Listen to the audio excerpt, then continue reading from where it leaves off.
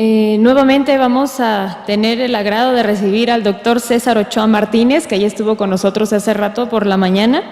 Él nos va a dar la plática de evaluación y tratamiento de los factores de riesgo cardiovascular en el joven y en el adulto mayor. Entonces vamos a recibirlo con un aplauso nuevamente.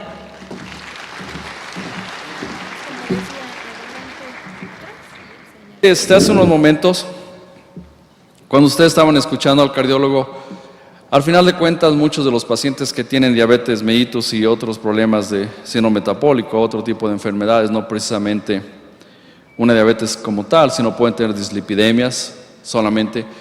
Los pacientes pueden complicarse y acabar teniendo una enfermedad cardiovascular.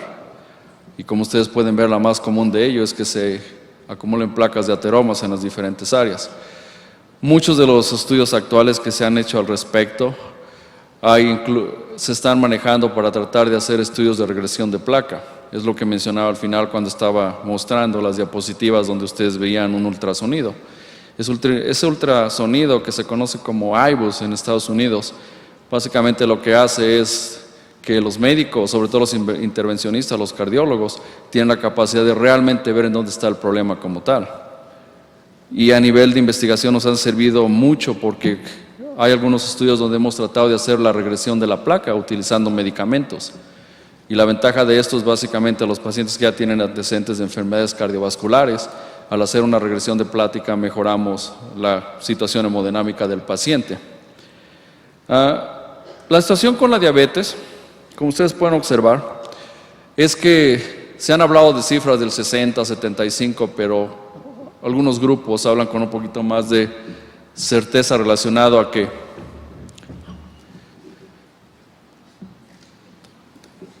ya se enojó, con un poco más de certeza, donde hasta el 80% de los pacientes que tienen diabetes mellitus, de una forma u otra pueden sufrir o pueden morir por una causa de enfermedad cardiovascular. Probablemente las razones más importantes relacionadas con esta situación es que el actual paciente que tiene diabetes mellitus no es el típico paciente que nosotros hace muchos años veíamos. ¿A qué me refiero con eso?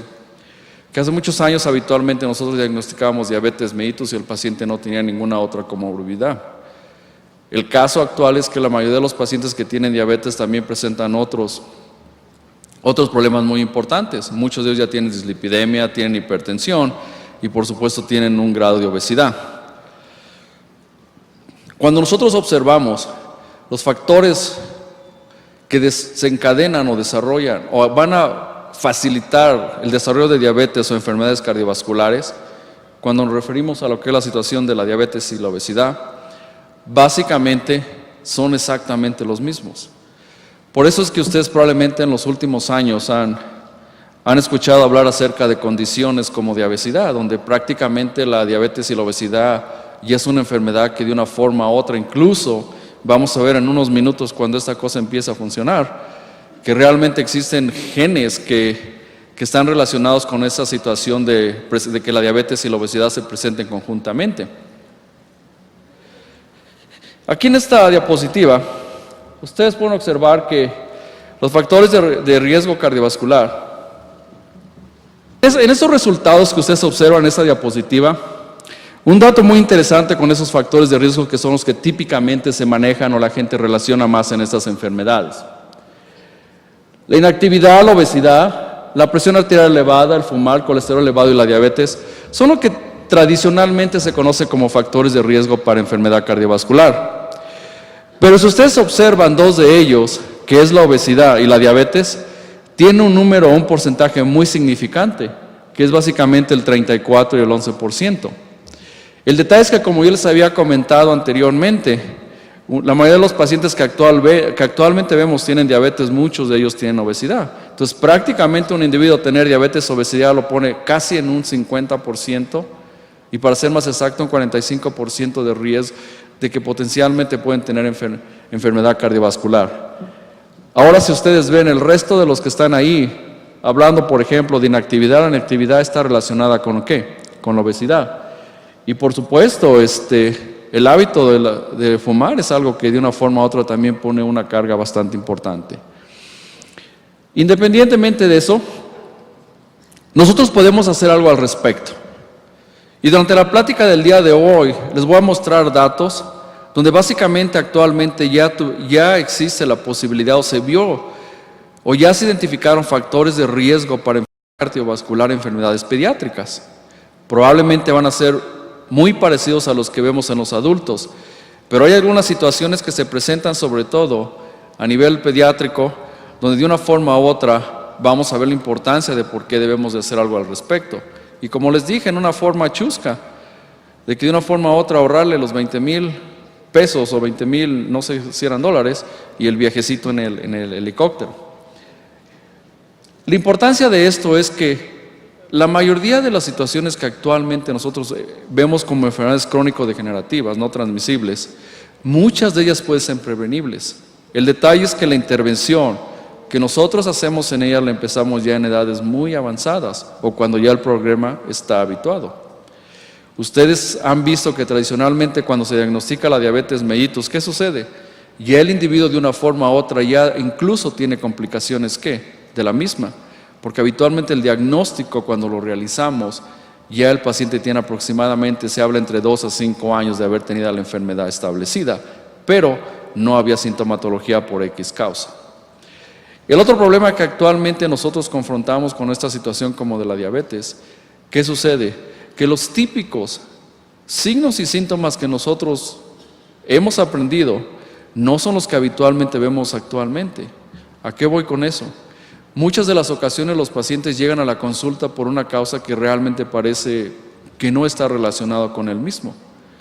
En los hombres, por ejemplo, es muy común que el paciente venga a vernos y diga que tiene problemas sexuales, pero en ningún momento habla de que pudiera tener un problema de diabetes. Y nosotros sabemos que la disfunción ereccional, básicamente, o la disfunción eréctil está relacionada con la diabetes mellitus. Ok, sí, ¿no? Bueno, como les había comentado, entonces, vamos a empezarle para que agarremos así como vuelo, ¿verdad? Ok. ¿Cuál es entonces la importancia de identificar y tratar los factores de riesgo de la enfermedad cardiovascular? Esto básicamente es tratar de entablar una relación con la plática que anteriormente ustedes vieron. Ustedes ya vieron cuál es la consecuencia, pero vamos a ver cuáles son los factores que nos llevan a ese momento y qué podemos hacer al respecto. Como ustedes pueden observar, ¿ok? Como les había mencionado, la situación cuando en un momento dado el paciente tiene diabetes o obesidad, básicamente estamos hablando de un 45% de riesgo para enfermedad cardiovascular. Algo que si ustedes ven recientemente, en lo que son las guías que la Asociación Americana de Diabetes establece acerca de cuál es la situación actual de la enfermedad cardiovascular, básicamente nosotros podemos entender que la enfermedad cardiovascular es la mayor causa de morbilidad y mortalidad en pacientes con diabetes mellitus. ¿Qué es el riesgo cardiovascular? El riesgo cardiovascular, como ustedes pueden observar, se define como la probabilidad de desarrollar una enfermedad cardiovascular en un tiempo definido que usualmente son 10 años.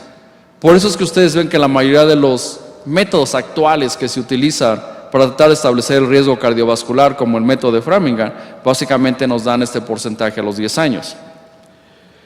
Esta enfermedad cardiovascular que muchos de ustedes han escuchado no es solamente la situación coronaria, sino también hablamos de un accidente cerebrovascular y por supuesto de una arteriopatía periférica.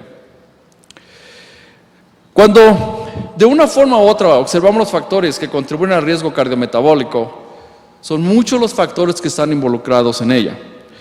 Pero independientemente de eso, nosotros podemos ver que muchos de ellos son factores que pueden ser de una forma u otra, prevenibles. ¿Qué es lo importante de esto? Desafortunadamente la genética es algo que no tenemos control del mismo. Aquí observamos en esos factores de riesgo que una de las situaciones que nos han básicamente ayudado a evitar muchos de estos problemas es simple y sencillamente las famosas modificaciones de estilo de vida, porque estas de una forma u otra pueden corroborar o pueden ayudarlos a evitar problemas en las diferentes situaciones que se presentan en la fisiopatología de esta enfermedad cardiovascular. Aquí observamos algo muy interesante. No sé si ustedes hayan tenido la oportunidad de revisar algo al respecto. Pero lo que sí les puedo comentar es que, de una forma u otra, básicamente, se han identificado actualmente genes o alelos que están relacionados con la situación de la secreción de insulina, con la resistencia a la insulina, con la obesidad y la acción de la insulina. Esto, probablemente, de una forma u otra, ¿qué es lo que sucede? Que esta situación, como nosotros podemos observar, puede plantear el problema que nosotros hemos visto tradicionalmente de que esta enfermedad, que simplemente ha sido identificada sola, pudiera tener una relación genética, por eso la razón de que muchos de los individuos la presentan. Aquí nosotros observamos en la fisiopatología del síndrome metabólico. Bueno.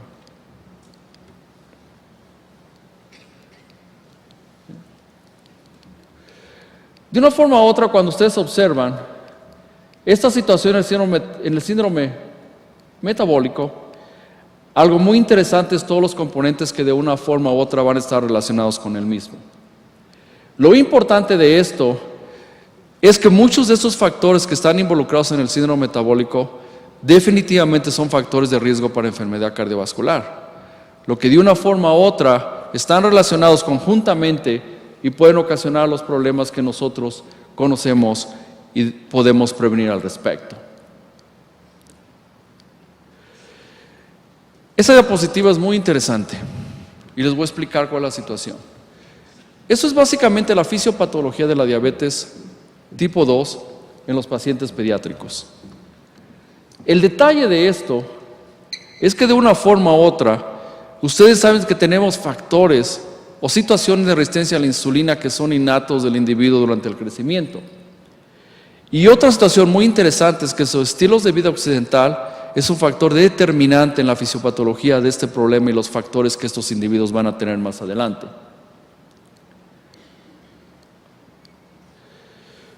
¿Cómo se clasifican entonces estos factores de riesgo cardiovascular?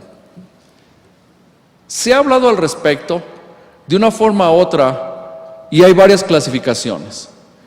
Una de ellas, básicamente aquí vemos los factores de riesgo y los marcadores de riesgo. ¿Cuál es la situación entre unos y otros? Que los primeros de ellos pueden ser factores que son endógenos o pueden ser también exógenos, pero pueden ser controlados, que es lo más importante. Y cuando nosotros hablamos de los factores de riesgo, son propiamente endógenos que de una forma u otra no son controlables. Y ustedes pueden observar en uno y otro cuáles son ejemplos de los mismos, y básicamente nos habla de esa situación. Cuando vemos esos factores de riesgo básicamente ejemplificados, hablamos de que existen factores de riesgo mayor o primarios como son el tabaco, el colesterol, la situación de la hipertensión y otros factores principales como es la obesidad, la diabetes mellitus y sobre todo la tipo 2 y el sedentarismo en los individuos.